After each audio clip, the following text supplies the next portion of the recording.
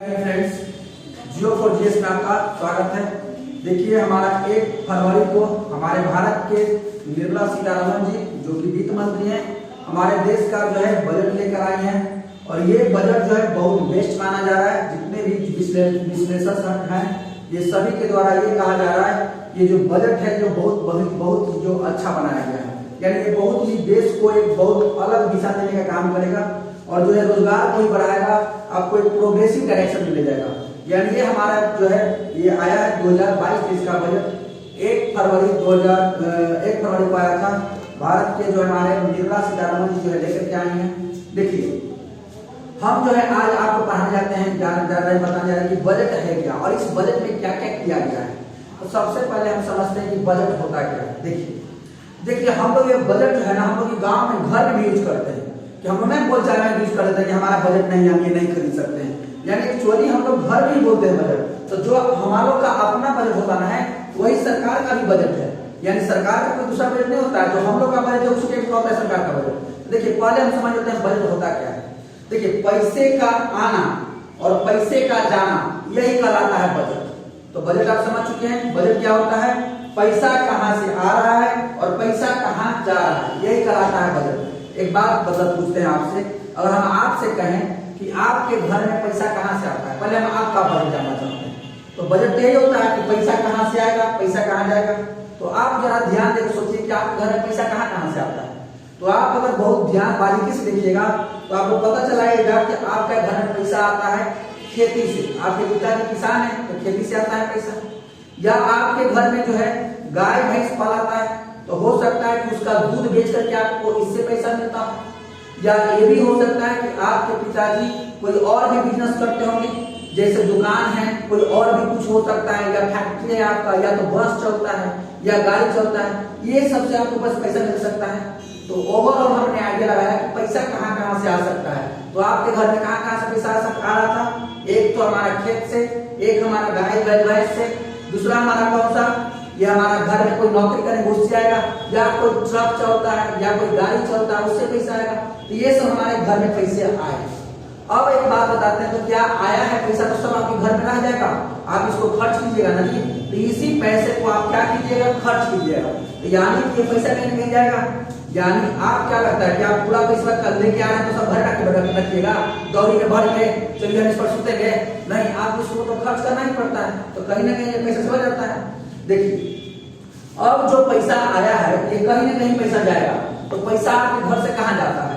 आपके घर के बच्चे जाते हैं पढ़ने स्कूल, तो आपका पैसा खर्चा होता है स्कूल फी भरने में, पहला खर्चा हो गया। दूसरा, आपके घर में बनता है खाना, हम सब खाना खाते हैं, तो वो कुछ पैसा जो है जो इनकम आया है उसी में से जो है कुछ पैसा खर्चा हो जाता है खाना खाने में, ये दूसरा खर्चा हो।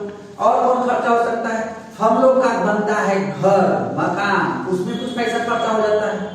और हम लोग का खर्चा होता है दवाई बीरो, बीमारों तो ढेर पड़ते हैं हम लोग, तो हम लोग का पैसा कहाँ पर खर्चा होता है? दवाई बीरो में खर्चा हो जाता है। यानी एक तो ये है। और कहाँ खर्चा होता है?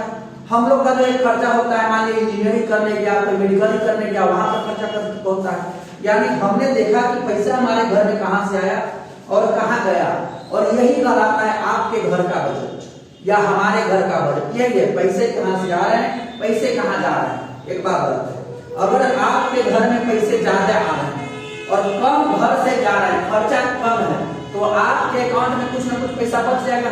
यानी बेटा बेटी के ब्याह करना चाहिए, इमरजेंसी का रखना रहता है कि बेटी के ब्याह करेंगे, बचा के रखेंगे। यानी जो भी हम लोग कमाते हैं उसका कुछ पैसा जो है बचा के अकाउंट में रखते हैं ताकि बेटा बेटी के अच्छा से ब्याह कर सके। यही बात होता है। अगर मान लिया जाए कि जितना पैसा आप कमाए हैं, जितना आपके घर इनकम आ रहा है, ओकरा से ज्यादा आपका खर्चा हो रहा है। यानी 100 पैसा कमा रहे हैं और 120 पैसा खर्चा है। एक बात बताइए, इस सिचुएशन में क्या कीजिएगा? यानी आपको या तो संपत्ति बेचिएगा या तो आप कर्जा लीजिएगा, यही तो कर सकते हैं। जैसे मान लिया जाएगा आप एक नॉर्मल आदमी क्या करता है, डेली कुछ ना कुछ कमाता है। एक नॉर्मल आदमी अगर वो कमा रहा है डेली, अगर मान लिया डेली उतना खर्चा कर देता है, अब उस आदमी को अगर बेटा बेटी को इंजीनियरिंग डॉक्टर करवाना है तो बेचारा जितना लाया था उतना तो खर्चा कर दिया, उसके पास पैसा है कहाँ? तो इस सिचुएशन में क्या करता है? या तो संपत्ति बेच देता है, जमीन बेच देगा, या गाड़ी बेच देगा, या मकान बेच देगा, या क्या करता है? कर्जा ले लेता है। तो ये हम लोग का अपना घर का बजट था। यही सेम टू सेम काम भारत सरकार करती है। यानी देखिए, जैसे हम लोग ने कमाया और खर्च किया, कम जाने पर पैसा हमने कर्जा लिया, भारत सरकार भी चुप यही करती है। भारत सरकार का भी एक इनकम का स्रोत है, वो एक पैसा खर्चा करने का भी स्रोत है।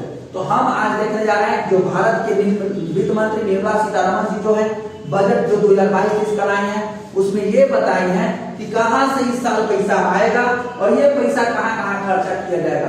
तो सरकार भी कमाती है। अब एक बात बताते हैं, अब आपको लगा कि सरकार कहां कमाती है? सरकार क्या जाती है? नौकरी। भाई साहब, नौकरी नहीं करती है सरकार। सरकार तो नौकरी देती है, लेकिन हम लोग जितना जो खरीद बिक्री कर रहे हैं ना डेली, उसी से सरकार कमाती है। ठीक है। और सरकार का कुछ अपना फैक्ट्री भी होता है, उसी से कमाता है। तो सरकार का कमाई देखते हैं, सरकार कहां से कमाता है, सरकार के पास इनकम कहां से आता है? दिन भर में जितना हम लोग सामान खरीदते हैं या बेचते हैं पूरे इंडिया में, जो भी क्रिया हो रहा है, कोई दुकान में पार्टी खरीद रहा है, कोई डोरमेट खरीद रहा है, कोई सब्जी खरीद रहा है, कोई गाड़ी खरीद रहा है, कोई मकान खरीद रहा है, कोई एरोप्लेन खरीद रहा है, कोई और कुछ खरीद रहा है, यानी जो चीज भी खरीदिएगा या बेचिएगा, उन सभी पर भारत सरकार पैसा कमाता है। उन सभी से कुछ कुछ पैसा कट के भारत सरकार के पास जाता है। तो ये हुआ सरकार के आय। तो एक तो ये आय है, और दूसरा सरकार के आय क्या होगा?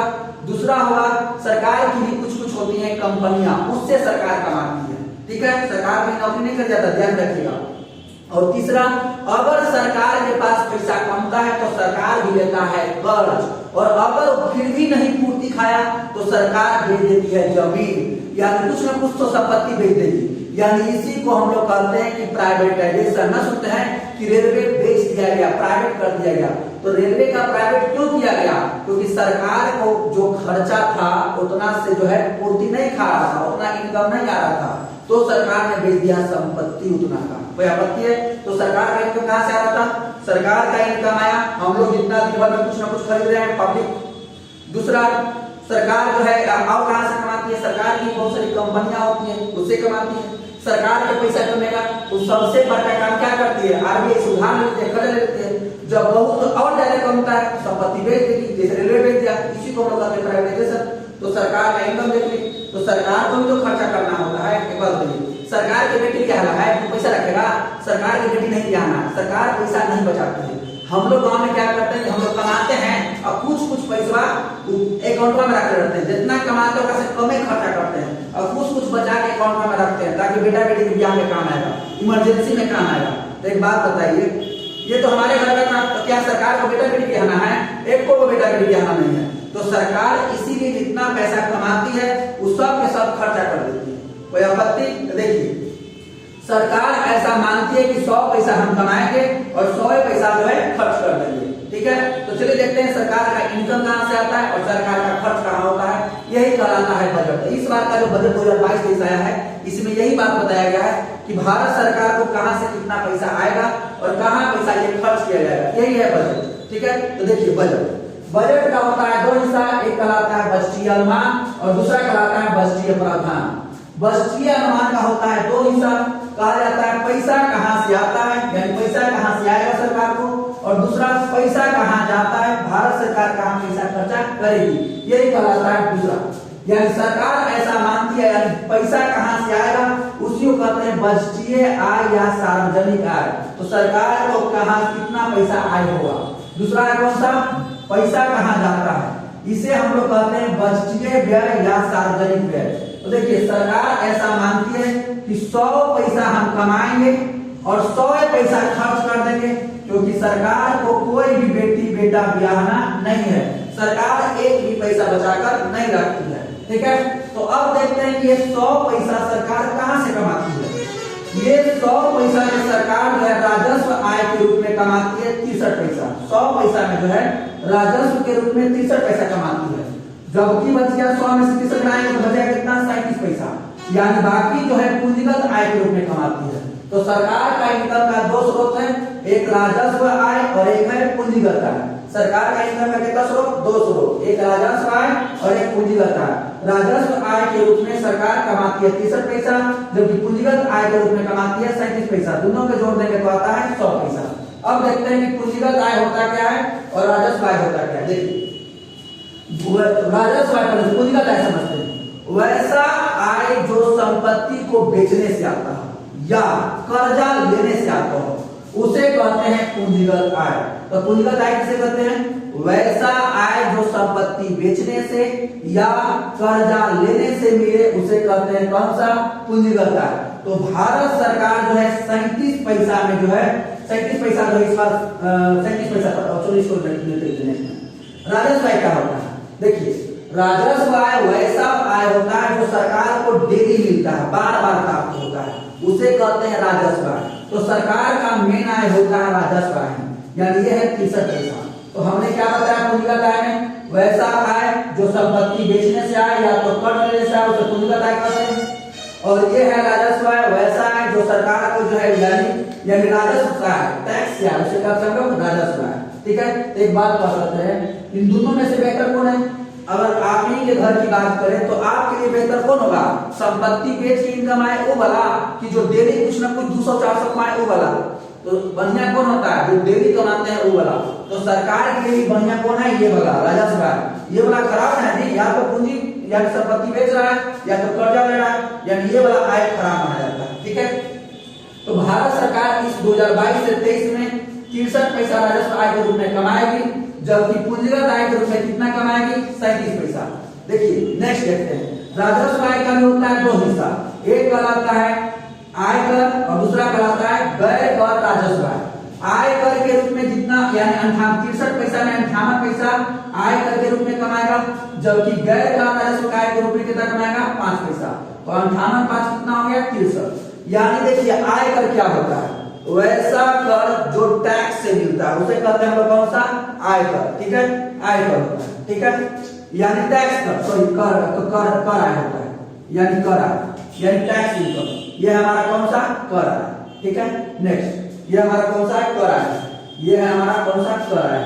नेक्स्ट ये हमारा कर आय, यानी टैक्स से जो सरकार को मिलता है उसे क्या कहते हैं? Tax income. और दूसरा कौन सा था? Non tax revenue income. इसे कितना मिलेगा? 5 पैसा। यानी इस 63 पैसा में 58 पैसा कर के रूप में मिलेगा, 5 पैसा सरकार की कंपनियां कमाएगी या कोई विदेशी कंपनी इंडिया को दान करेगा या विदेशी देश को इंडिया को दान करेगा, वही सब पैसा होता है ये वाला। ठीक है, नेक्स्ट देखते हैं, यानी टैक्स इनकम भी होता है 2 तरह का, एक डायरेक्ट टैक्स और एक होता है इनडायरेक्ट टैक्स। इस 58 पैसा में डायरेक्ट टैक्स के रूप में आएगा 30 पैसा और इनडायरेक्ट टैक्स के रूप में होता है 28 पैसा। ये भारत सरकार का आय इनकम। ठीक है, डायरेक्ट टैक्स का जो होता है 2 हिस्सा, यानी इनकम टैक्स आयकर जो हम लोग दिन भर कमाते हैं उसी को कहते हैं आयकर। तो आयकर से आएगा 15 पैसा, कॉर्पोरेट टैक्स से आएगा 15 पैसा और 15 पैसा कितना हो गया? 30 पैसा। ठीक है, ये सरकार को इनकम टैक्स के रूप में कितना मिलेगा। नेक्स्ट देखते हैं जीएसटी, यानी अप्रत्यक्ष कर जो के रूप में कमाएगा 28 पैसा। ये 28 पैसा कहां से आएगा? जीएसटी से 16 पैसा, उत्पाद शुल्क से 7 पैसा, जबकि सीमा शुल्क से आएगा 5 पैसा। ये हमने देखा सरकार की आय। तो सरकार की इनकम का स्रोत 2 गो, एक है राजस्व आय और एक होता है पूंजीगत आय। राजस्व आय वैसा आय होता है जो सरकार को किससे मिलता है? जो सरकार को मिलता है किससे? यानी बार बार मिलता है, टैक्स से मिलता है, उसे कहते हैं राजस्व आय। और पूंजीगत आय वैसा आय होता है जो संपत्ति बेचने से या तो कर्ज लेने से होता है, उसे क्या कहते हैं? पूंजीगत आय। तो पूंजीगत आय में देखिए सरकार इस बार कर्जा कितना लेगी? कर्ज लेगी 35 पैसा। इस 2022-23 में जो है सरकार कितना पैसा कर्ज लेगी? 35 पैसा। जबकि संपत्ति कितना के बेच देगी? 2 पैसा का। यानी इस बार भारत सरकार 2 पैसा का संपत्ति बेचेगी, जबकि कर्ज लेगी 35 पैसा। कोई आपत्ति है? तो हमने ये देखा कि सरकार पैसा कहां से कमाती है। तो टोटल सभी को जोड़ते हैं तो आता है हमारा 100 पैसा। सरकार जो है 100 पैसा कमाई कर दी। एक बात बताते हैं, सरकार को बेटी नहीं ब्याना है, हम आपको पहले ही बताएं, तो सरकार पैसा जो है नहीं बचाती है। ठीक है, नेक्स्ट देखते हैं, अब सरकारी पैसे को खर्च कहां करती है? ठीक है, सरकार पैसा खर्च कहां करेगी? यानी इसे कहते हैं खर्च करना। पैसा कहां जाता है? इसे कहते हैं बजटीय व्यय या सार्वजनिक व्यय कहते हैं। 100 पैसा कमाया है सरकार तो 100 पैसा खर्च करेगा। तो देखिए केंद्र सरकार जो भारत सरकार खुद खर्च करती है कितना? 100 पैसा में 64 पैसा भारत सरकार खर्च कर देती है, बाकी बचा राज्यों को हिस्सा के रूप में दे देता है। तो 100 पैसा में भारत सरकार खुद 64 पैसा खर्च करेगी और 36 पैसा राज्यों को हिस्सा के रूप में दे दिया जाएगा। ठीक है, नेक्स्ट देखते हैं। तो ये 64 पैसा में भारत सरकार कहाँ कहाँ खर्च करेगी, क्या क्या खर्च देगी। देखिए, सब्सिडी के रूप में 8 पैसा दिया जाएगा। जितने जो नई नई कंपनियां खुलते हैं उसको भारत सरकार प्रोत्साहन के लिए, बढ़ोतरी के लिए सब्सिडी देता है। तो इस 64 पैसा में 8 पैसा सब्सिडी के रूप में खर्च किया जाएगा। ये इसी 64 पैसा में रक्षा के लिए 8 पैसा खर्चा होगा। ब्याज, सरकार तो कर्ज तो लिया है 35 पैसा, इसका ब्याज तो भरना होगा, तो सरकार जो है ब्याज के रूप में 20 पैसा भरेगा। यानी सरकार जो है बुढ़वा बुढ़िया के पेंशन के रूप में 4 पैसा देगा। नेक्स्ट है, केंद्रीय क्षेत्र की योजना पर 15 पैसा खर्च होगा, भारत सरकार द्वारा किया जाएगा। और अन्य खर्चे हैं 9 पैसा, इसी में पढ़ाई लिखाई पढ़ा जाएगा, इस सब मिलाकर के 9 पैसा। यानी सब्सिडी पर 8 पैसा, रक्षा पर 8 पैसा, ब्याज पर इस बार खर्चा होगा 20 पैसा जो कर्जा भारत सरकार ने लिया है, पेंशन पर 4 पैसा जो केंद्रीय क्षेत्र योजना पर 15 पैसा, और यह अन्य में यानी 9 पैसा ये भारत सरकार खर्च करेगी। यानी 100 पैसा में 64 पैसा भारत सरकार खर्च कर देगी। ठीक है, नेक्स्ट करते हैं। अब राज्यों का हिस्सा, तो राज्यों का हिस्सा तो 36 पैसा है, तो 36 पैसा में कैसे कैसे मिलेगा ये देखते हैं। केंद्रीय कर एवं शुल्कों में राज्यों का हिस्सा कितना, 17 पैसा। यानी 36 पैसा में राज्यों को हिस्सा हो जाता है, बांट को सभी राज्य को दे दिया जाएगा। कितना पैसा, 17 पैसा। केंद्रीय प्रायोजित योजना, केंद्र सरकार जो है अपने तरफ से स्पॉन्सर करके राज्यों में कुछ कुछ योजना चलाता है, उस पर खर्च कितना होगा, 9 पैसा। देखिए, इतने सारे राज्य इंडिया में 28 को है केंद्र शासित प्रदेश, कोई पिछड़ जाता है, जैसे मुंबई के पास बहुत ज्यादा इनकम आता है क्योंकि वो बहुत बड़ा वहां फिल्मी दुनिया है, तो वहां टैक्स बहुत ज्यादा जाते हैं। बिहार ऐसे राज्य, उत्तर प्रदेश ऐसे राज्य, झारखंड ऐसे राज्य में थोड़ा टैक्स कम आता है, तो इसको थोड़ा ज्यादा हेल्प की जरूरत पड़ता है। तो यानी वैसा राज्य जो पिछड़ते जा रहा है उसके लिए जो है ना वित्त आयोग भारत से जो है रिक्वेस्ट करता है भारत सरकार से कि आप कुछ उसका हेल्प कर दीजिए। जैसे घर में मान लीजिए 3 बेटा है, कोई बहुत ज्यादा पैसा कमाना है, कोई कम कमाना है, तो नहीं कहता है कि वो बेटा आपका लक्षण है उसको थोड़ा हेल्प कर दीजिए पैसा से, तो वही हो जाएगा मजबूत। उसी टाइप से वित्त आयोग के सिफारिश पर राज्यों का हिस्सा, जो राज्य पिछड़ते रहता है उसको देना है हिस्सा कितना, 10 पैसा। तो ये हमने देखा सरकार कहां से पैसा कमाएगी और सरकार पैसा कहां खर्च करेगी। तो बजट होता क्या है कि पैसे का आना और पैसे का जाना। तो हमने यही निर्मला सीतारमण जो 1 फरवरी को जो बजट लाई थी उसमें यही बात बताया गया है कि पैसा भारत सरकार इस पर कहां से कमाएगी और पैसा भारत सरकार कहां खर्च करेगी। और एक बात ध्यान रखिएगा, भारत सरकार पैसा बचाती नहीं है, भारत सरकार जितना कमाती है पूरा पूरा खर्च कर देती है, क्योंकि भारत सरकार को न तो बेटा भी आना है ना बेटी भी आना है, वो सब जनता, उसके लिए बेटा बेटी हम ही लोग हैं, यानी पूरा जनता भारत का जनता है, यानी पूरे भारत की जनता को खर्च कर देती है पूरा का पूरा पैसा। ठीक है, देखिए इसी को यही कहलाता है हमारा बजट, यही है हमारा बजट। देखिए बजट जिसका हिस्सा होता है, बजट किसका हिस्सा होता है, बजट जो होता है हमारा हिस्सा होता है राजकोषीय नीति का हिस्सा होता है। किसका हिस्सा होता है, राजकोषीय नीति का हिस्सा होता है, यानी फिजिकल पॉलिसी राजकोषीय नीति का हिस्सा होता है। किसका हिस्सा होता है, राजकोषीय नीति। और राजकोषीय नीति किसका हिस्सा होता है, यह होता है लोकवित्त का। राजकोषीय नीति किसका हिस्सा होता है, यह होता है लोकवित्त का हिस्सा होता है। लोकवित्त यानी पब्लिक फाइनेंस, लोकवित्त यानी public finance, public finance, public finance, यानी बजट किसका हिस्सा होता है, राजकोषीय नीति का, जबकि राजकोषीय नीति किसका हिस्सा होता है, लोकवित्त का। राजकोषीय नीति को ही कहते हैं सरकारी खजाना, यानी यही है खजाना। तो जितना सरकार पैसे कमाती है वो सब जाकर के जमा कहाँ हो जाता है, लोकवित्त में। उसके अंदर एक होता है नीति लिखा रहता है, उसे कहते हैं राजकोषीय नीति, उसी का ये बजट होता है हिस्सा। तो देखो बजट है उसी का एक हिस्सा होता है, कौन सा बजट होता है। तो यही बताया गया है इस बार का बजट में, 2022-23 का बजट में, कि कहां से हम कमाएंगे और कहां से खर्च करेंगे।